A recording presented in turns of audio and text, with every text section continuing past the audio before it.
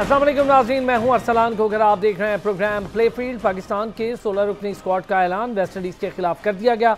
ये एक बड़ी खबर। दूसरी खबर, पाकिस्तान को एशिया कप में जापान से शिकस्त हुई और इंडिया ने मलेशिया को हरा दिया 16 गोल से, जिसके बाद Pakistan hockey team Asia cup से तो बाहर हुई ही हुई, वर्ल्ड कप से बाहर हो गई। पाकिस्तान हॉकी टीम एक ऐसी ग्रेसफुल टीम रही है जिसकी लेगेसी दुनिया भर में मुख्तलिफ टीम्स डिस्कस करती थी, देखती थी, और ऐसे बड़े बड़े नाम पाकिस्तान में हॉकी के हवाले से लास्ट अगर मैं एरा की बात करूं तो सुहेल अब्बास जैसा प्लेयर गुड बाय कहता देखा हमने हॉकी को। और Sohail Abbas world class player, और जिस किस्म के वो प्लेयर हैं उनका और कुछ बताने की ज़रूरत नहीं। शहबाज सीनियर जैसे प्लेयर, समीउल्लाह साहब, और ऐसे लातादाद नाम जो कि मैं ले सकता हूँ हॉकी के हवाले से। आज वो हॉकी जवाल पजीर भी है। एक गेम बहुत अच्छी खेली, जापान के खिलाफ भी, इंडिया के खिलाफ बराबर रहा, जापान के खिलाफ भी बराबर रहता, लेकिन मामला ये बना कि पाकिस्तान ने ज़्यादा प्लेयर्स उतार दिए थे ग्राउंड में, और ये मैनेजर, टीम कोच और टीम कैप्टन, इन सब की गलती है, किसी ने देखा ही नहीं और वो प्लेयर खेलते रहे, जिसकी वजह से एक गोल पाकिस्तान का माना नहीं गया। ये बड़ी अजीब सी बात है। बहरहाल वर्ल्ड कप से हम बाहर हो गए और ये बड़ा अफसोसनाक अमल है।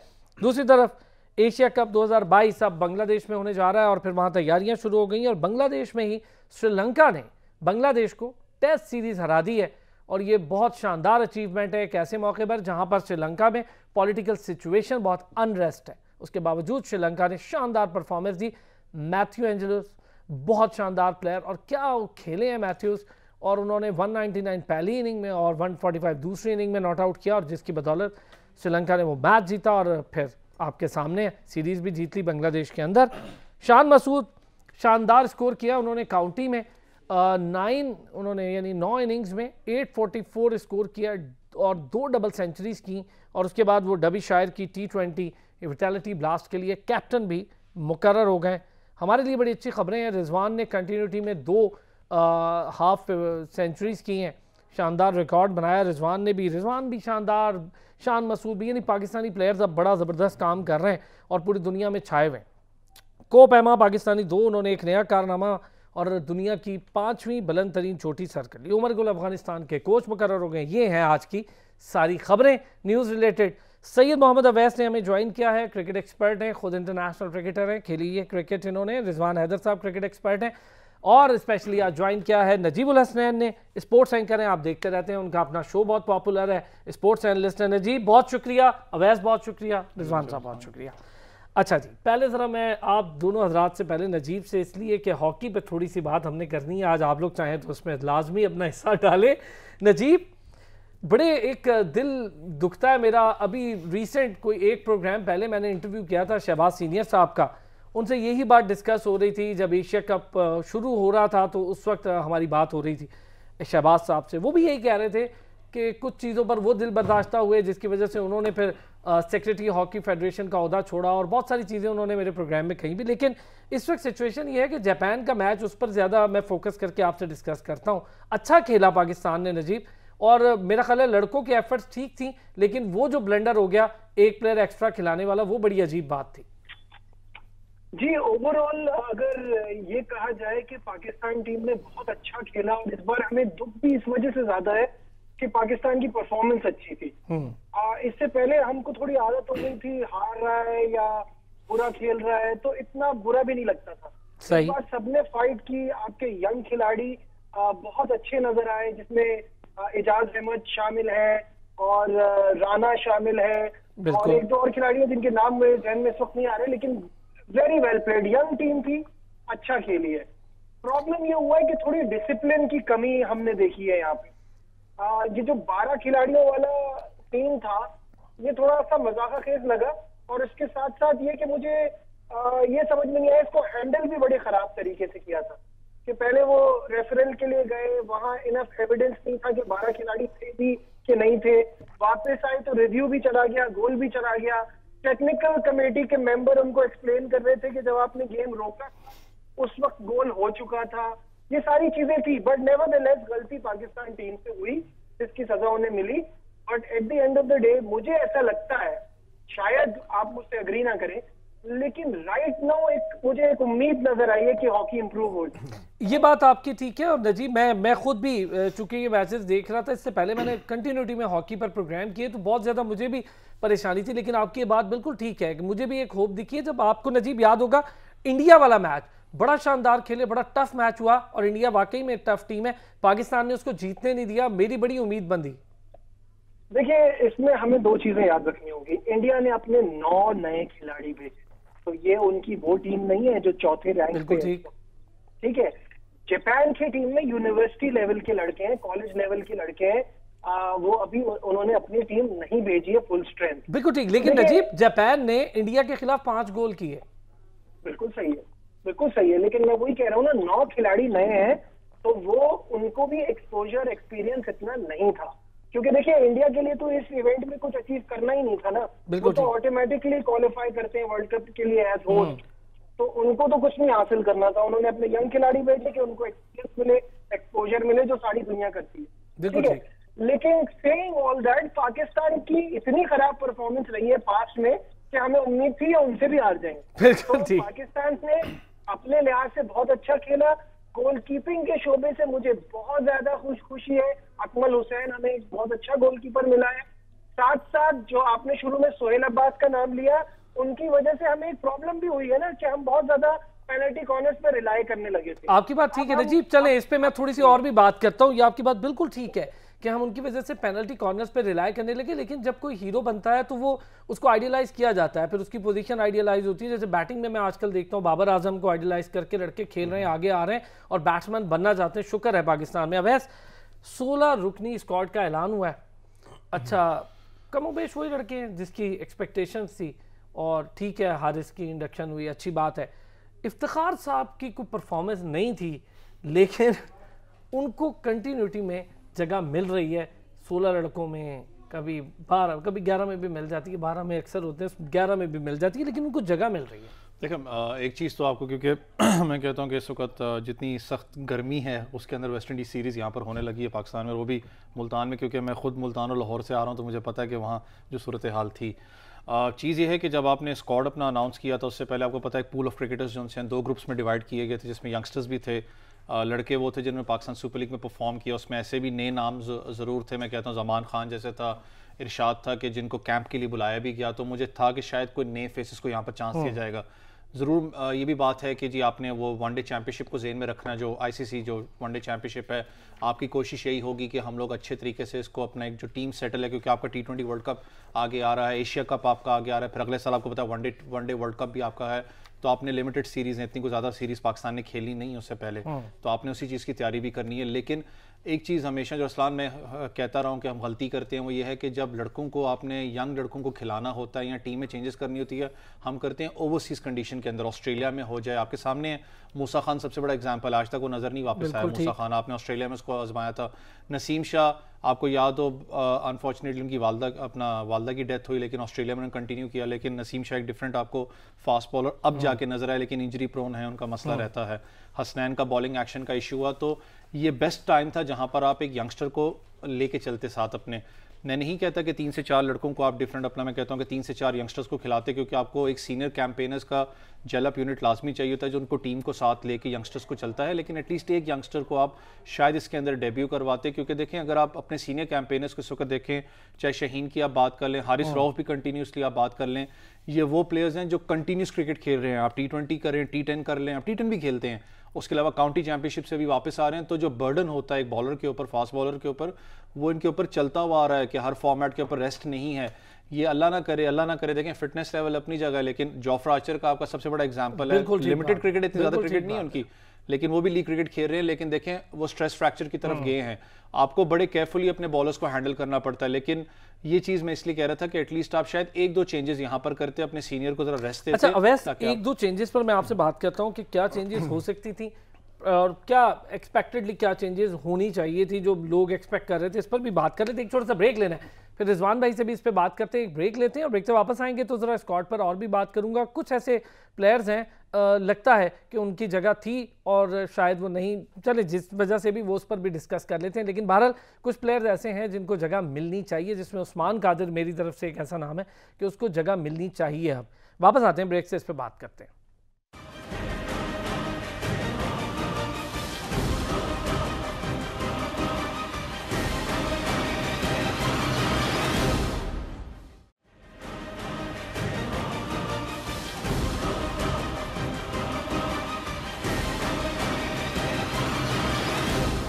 Welcome back. हमारे साथ नजीबुल हसनैन, सैयद मोहम्मद अवैस और रिजवान हैदर साहब मौजूद है। बात हो रही थी पाकिस्तान के स्क्वाड पर, इससे पहले हमने हॉकी पर भी बात की। रिजवान भाई, कमी क्या देख रहे हैं इस वक्त स्क्वाड में, किसको होना चाहिए था, मतलब जिसकी जगह पर कुछ प्लेयर्स हैं। मैं खासतौर पे इफ्तिखार का जिक्र इसलिए कर रहा हूँ कि अब ठीक है उनका टाइम है, अगर वो परफॉर्म करें तो वेल एंड गुड, कोई नहीं रोकता, लेकिन कोई उनकी बहुत हैवी ड्यूटी परफॉर्मेंस मुझे तो नहीं दिखी। नहीं, आप बिल्कुल सही कह रहे हैं, लेकिन इफ्तिखार का एक तो सबसे बड़ा इशू ये है कि आपका 1, 2, 3 के बाद मिडिल ऑर्डर जो है ना 4, 5, 6 पे आपके पास प्लेयर ही कोई नहीं है। You don't have a replacement. Plus आपके पास जो ऑफ स्पिनर की कमी है वो भी थोड़ी बहुत इफ्तिखार पूरी कर देते हैं। Iftikhar has performed in domestic cricket, national T20 में भी किया, PSL में भी किया, लेकिन बहुत एक्स्ट्राऑर्डिनरी सर, हमें एक ऐसा बैट्समैन चाहिए। लेकिन अभी तक इंटरनेशनल क्रिकेट में शायद कुछ साइकोलॉजिकल इशू है जिसकी वजह से यह प्रेशर बहुत ज़्यादा ले लिया अभी तक। I think he should just let go and think of it as his last chance, nothing at stake, और जाके खुल के परफॉर्म करे।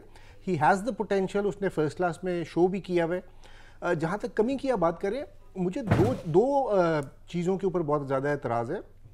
एक तो जाहिद महमूद, जिनको हम सिलेक्ट कर रहे हैं लेग स्पिनर के तौर पे, हालांकि वो शायद खेलेंगे नहीं क्योंकि शादाब विल बी प्लेइंग। उनकी फर्स्ट क्लास में एवरेज तकरीबन 36 की है। उनका कोई इकॉनमी रेट भी वनडे लिस्ट डे क्रिकेट में इतना अच्छा नहीं है, T20 में भी इतना ज़बरदस्त नहीं है कि उनको आप रिप्लेस करके तो उस्मान कादर को बाहर बिठा दें।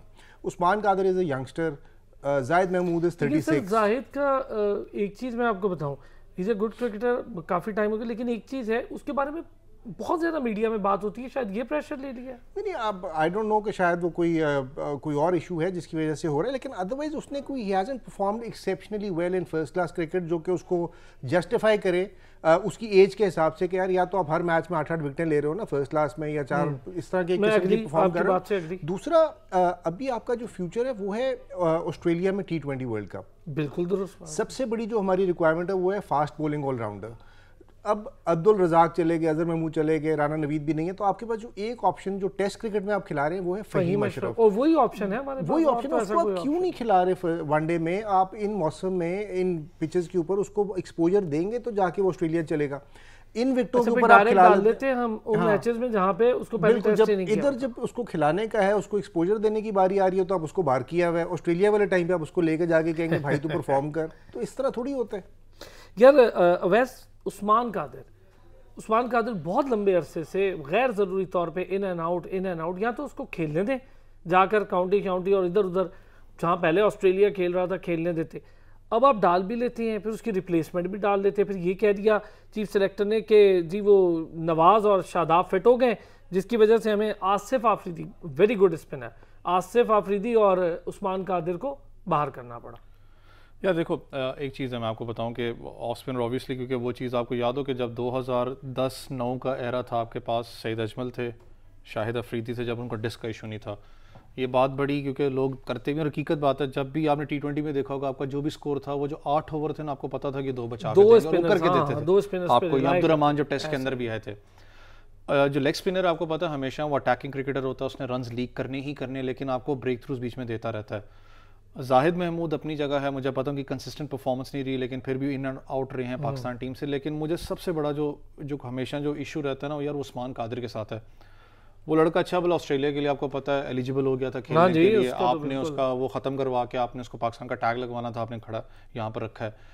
लड़का तब खत्म होता है जब आप उसको बाहर बिठा के ना, जब जंग लगाते हो, हमारी लोकल लैंग्वेज में जंग लगा दी, बाहर बिठा के रखा है, उसको मैच खिलाना नहीं। सीखा हुआ है ये नहीं, और अब वो सीख रहा है, या वो देखो सबसे अच्छी चीज पता है क्या है उसकी, आप दोनों अगर आप देखें ना उसकी, चाहे PSL में देख लें, चाहे आप उसकी डोमेस्टिक में देख लें परफॉर्मेंस, जो अभी भी आपको पता है छोटा सा एक टूर्नामेंट हुआ था, फैसलाबाद में हुआ था, किधर हुआ था यार। एक तो हाइट है, ठीक है, फ्लाइट भी उसको होती है, दूसरी उसको एक जो जेन्युइन बाउंस में कहता हूँ उसको मिलता है बॉल के अंदर, जो कि वो ब्रेक भी करता है, गूगली बड़ी अच्छी है यार। जब आप उसको कंसिस्टेंटली आप खिलाओगे नहीं, एक होता है ना कि आप हमेशा कहते हो कि मेहनत या मार खा के बंदा तराशता है अपने आप को, सीखता है कि मैंने क्या किया है।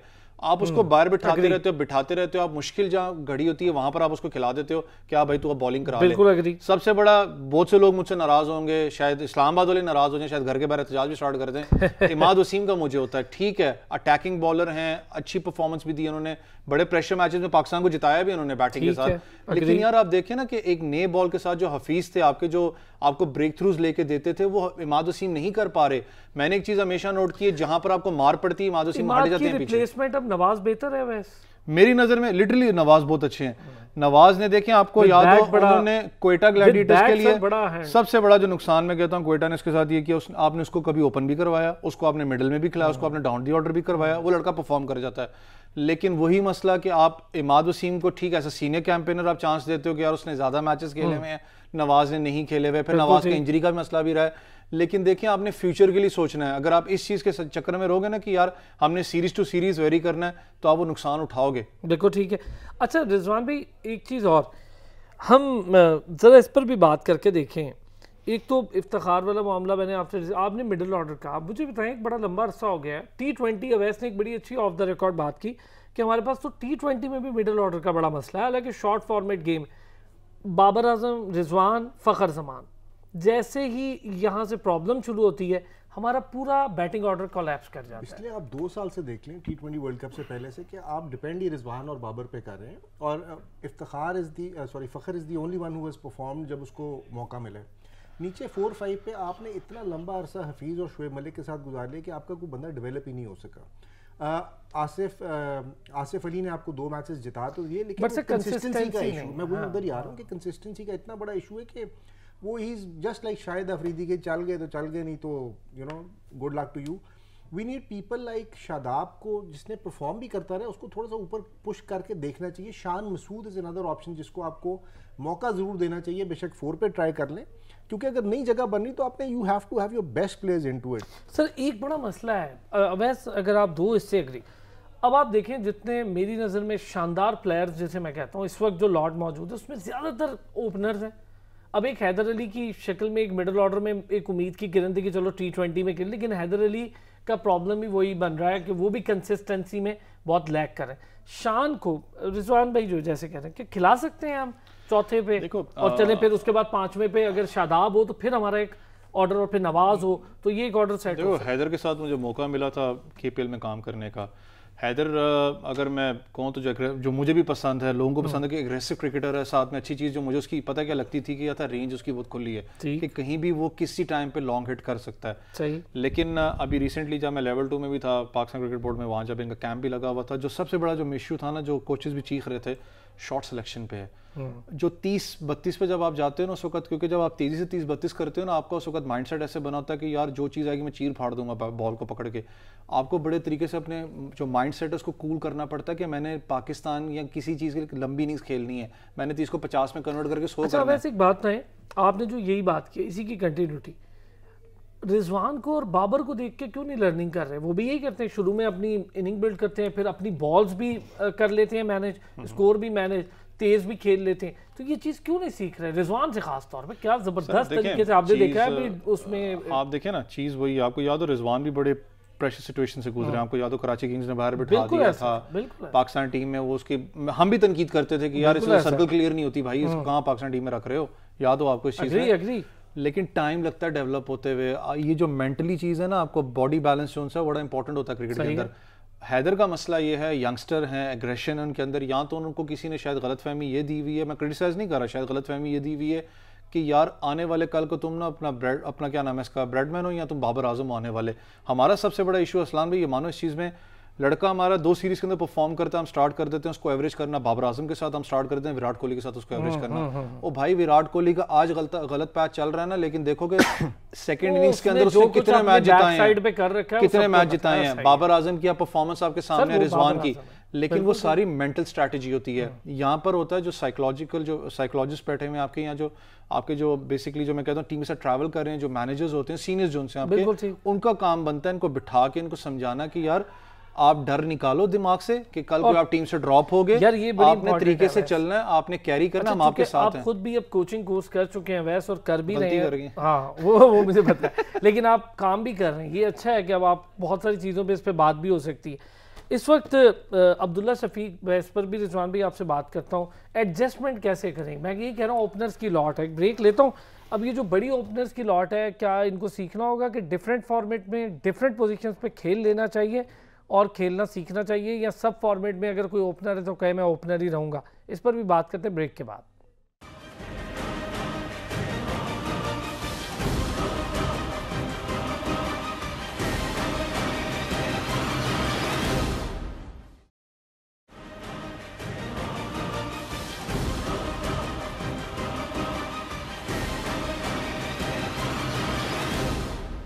वेलकम बैक जी। और बात हो रही थी ओपनर्स के हवाले से कि एक बड़ी लॉट हमारे पास ओपनर्स के हवाले से मौजूद है, लेकिन मिडिल ऑर्डर पे जब हम देखते हैं तो वो पूरा ही सेक्शन बड़ा खाली दिखाई देता है। हफीज़, जैसा कि रिजवान भाई ने बड़ी अच्छी बात कही कि हफीज़ और शोएब मलिक के दौर में हमने बहुत ज़्यादा इस पर रिलाई किया और उस तरफ तवज्जो नहीं दी, चूँकि उस वक्त हमारा ओपनिंग बहुत ज़्यादा रोता फिरता था। तो फिर अब इतने ओपनर्स आ गए कि हम उसमें परेशान हैं।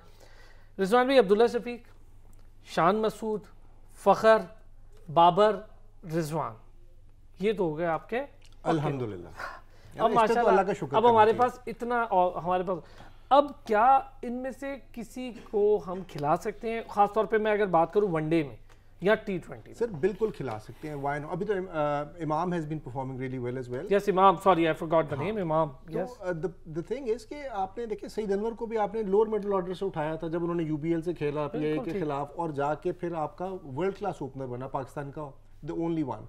तो इसमें कोई ऐसी बात नहीं है, इन लोगों का फोकस की बात है, थोड़ी सी प्रैक्टिस और कोचिंग की ज़रूरत है, इनका टेम्परामेंट है, इनमें मेंटल टफनेस है। There should be no problem. Shan Masood अगर ये 1-2 वाले जो है 3 पे खेल सकता है तो 4 और 5 पे भी खेल सकता है, इसमें घबराने वाली कोई बात नहीं है। May be 3 months 2 months 2 series उसमें ये आपके प्लेयर डेवलप हो जाएंगे। इनको सिर्फ वो आपने फॉर्मेट समझाना है, भाई इस फॉर्मेट में चौथे नंबर के आके रोल क्या है, 5वें नंबर का रोल क्या है। आपको मिडिल ऑर्डर में थोड़े से ऑलराउंडर्स डेवलप करने की कोशिश करनी चाहिए। आपकी कोचिंग का बड़ा इंपॉर्टेंट रोल है। कोच आइडेंटिफिकेशन वाला जो प्रोग्राम है ना, वो हमारे लैक कर रहा है कि अभी हमें कोई सकलैन और सईद अजमल के होते हुए आपको स्पिनर नज़र नहीं आता, ऑफ स्पिनर आपको ये फर्स्ट क्लास क्रिकेट का काम नहीं है कि वहाँ पे आप आइडेंटिफाई करें। ये क्लब लेवल पे आइडेंटिफाई होते हैं कि यार आप कैंप लगाए ना, Rameez Raja is done so much for first class cricket, women's cricket, ये ओवर 40 वर्ल्ड कप भी हम कराने लगे अक्टूबर में। तो भाई आप 2-4 कैंप लगाएं जिधर आप मिडिल ऑर्डर बैट्समैनों के लिए कैंप लगाएं, आइडेंटिफाई करें, आप ऑफ स्पिनर्स के लिए कैंप लगाएं, आइडेंटिफाई करें। अच्छा, सिर्फ एक अच्छा आइडिया, स्पेसिफिक। हाँ, स्पेसिफिक। तो 2-2 दिन के कोई मुल्तान, कराची, लाहौर, इस्लामाबाद, मतलब there are so many places. मैं अवैस की एक बात से बिल्कुल एग्री करता हूँ कि जो कह रहे थे ना कि आप जो प्लेयर आता है आप उसको बाबर आजम से कंपेयर करना शुरू कर देते हैं, विराट कोहली, ऐसा वो खुद भी करता है, उस पे इतना ज़्यादा प्रेशर पड़ जाता है। और शायद यही प्रॉब्लम उस्मान कादिर का भी है कि उनको आप जायद महमूद और लोकल ऑफ लेग स्पिनर्स के साथ कंपेयर नहीं करें, उनको उनके अब्बा जान से कंपेयर किया जा रहा है, मुश्किल, जिसकी वजह से मतलब he is not Abdul Qadir, he is Abdul Qadir legend, he is a legend. अब वो उसका प्रेशर जो है ना, वो उसको it's probably next to impossible because he was the father of in my opinion father अच्छा, of leg एक और चीज सर, वैसे एक हमारे पास स्पेशलिस्ट ऑफ स्पिनर जब से सईद अजमल गए मुझे तो नहीं दिखता। ये एक बड़ा अजीब मसला, आपको डोमेस्टिक में कोई इतना बड़ा नहीं दिखेगा। आप डोमेस्टिक के रिकॉर्ड्स चेक करें, लेग स्पिनर्स आपके पास मौजूद है। शायद यासिर शाह को देखते हुए बहुत लोगों ने लेग स्पिन को कैरी किया है, तो वो एक होता है रूल। लेकिन सईद अजमल जब से गए उस क्लास का ऑफ स्पिनर नहीं मिला हमें। अभी देखो दो चीज़ें हैं, लेग स्पिनर का क्योंकि जो एक्शन है उसको तो आप बहुत ही हार्डली होता है। मैंने कभी लेग स्पिनर का सुना नहीं कि जी आईसीसी ने उसको पकड़ के लीगल करार दिया, क्योंकि पूरी आपकी घूमती है। ऑफ स्पिनर का एक इशू जो सईद अजमल के बाद भी आपको याद होगा, जब हफीज के साथ हुआ, सईद अजमल के साथ हुआ, मुरलीधरन के साथ हुआ, तो उस चीज पे थोड़ा सा ना जो मैं कहता हूँ एक ब्रेक लगा ऑफ स्पिनर्स के ऊपर। इंडिया के बॉलर्स वो तो आपको पता, जो मर्जी कर लें, वो तो भाई वो पता नहीं किस दुनिया से उतरे हैं, उनके तो आईसीसी कहता है जबरदस्त है। इशू ये है जो रिजवान भी बात करें ना, देखें जब आपने एक ऑफ स्पिनर को अगर आपने लेके पाकिस्तान टीम के अंदर आना, आपने उसको डोमेस्टिक से नहीं पकड़ना होता, आप पकड़ते बेसिकली क्लब क्रिकेट से। क्लब क्रिकेट से पकड़ते हो ना जब एक अपना ऑफ स्पिनर को तरीके से उसको स्टेजेस पे लेके आते हो, फिर उसको आप बायो मैकेनिक लैब में भी भेजते हो कि यार इसका चेक करूं कि इसका एक्शन को मसला तो नहीं कर रहा कि कल को जाके ना 100 विकेट ले तो आईसीसी उठ के भाई इंडिया का रिकॉर्ड तोड़ा, इसको बैन करो, जो होता रहा पहले भी आपको पता है। बिल्कुल ठीक है। आप करते हो अंडर 19 या क्लब क्रिकेट से। हमारे यहाँ पर मसला ये है कि लड़का अंडर 19 में परफॉर्म करता जाता है, वहाँ पर आईसीसी सोया होता है, डोमेस्टिक के अंदर आपका लड़का परफॉर्म कर जाता है, PSL में कर जाता है, जब वो जाता है या तो कहीं बाहर खेलने जाता है या पाकिस्तान खेलता है, तब जाके ICC कहता है जी इसको बैन करो। जब उसका एक्शन चेंज करवाने पे आप जाते हो, दैट मीन्स कि पूरा का पूरा प्रेशर आता है, तो जाहिर है उसने वो पूरा का पूरा प्रेशर सर पता है किस पे आता है? साइकोलॉजिकली मैं आपको कह रहा हूँ, सच बात है, ज्यादा प्रेशर आता है जो लड़का सेकंड कमांड में बैठा हुआ है कि ये बाहर होगा तो मैं टीम में जाऊंगा, क्योंकि उसके दिन में ये बात खड़कती है कि यार मेरा कहीं एक्शन तो नहीं है।